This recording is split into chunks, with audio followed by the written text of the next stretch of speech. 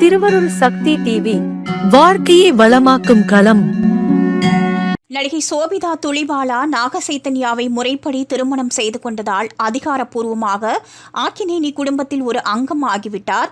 ஹைதராபாத்தில் இவர்களுடைய திருமணம் பிரம்மாண்டமாக நடந்து முடிந்த நிலையில் இவர்களின் திருமண புகைப்படங்கள் சமூக வலைதளத்தில் வைரலாகி வருகிறது.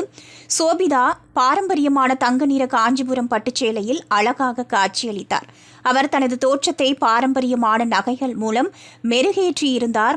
அதில் சோக்கர், குந்தன் பதித்த நெக்லஸ், காதணிகள் மற்றும் நெற்றி சூட்டி, கைவாங்கி, ஒட்டியானம் ஆகியவை அடங்கும்.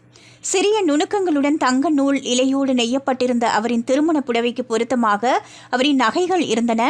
அதேபோல தங்க வளையல்களுடன் கூடிய அவரது மருதாணி கைகள் சோபிதாவின் மணப்பெண் அழகை மேம்படுத்தியிருந்தது. இந்த ஆண்டு ஆகஸ்ட் மாதம் குடும்பத்தினர் மற்றும் நண்பர்கள் மத்தியில் நிச்சயதார்த்தம் செய்து கொண்ட நிலையில் நேற்று திருமண பந்தத்தில் இணைந்தனர். அன்னபூர்ணா ஸ்டுடியோவில் மிக பிரம்மாண்டமாக இவர்களின் திருமணம் நடந்து முடிந்தது.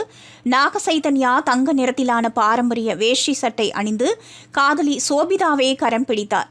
இந்த ஜோடிகளுக்கு ரசிகர்கள் தங்களின் வாழ்த்துக்களை தெரிவித்து வருகின்றனர்.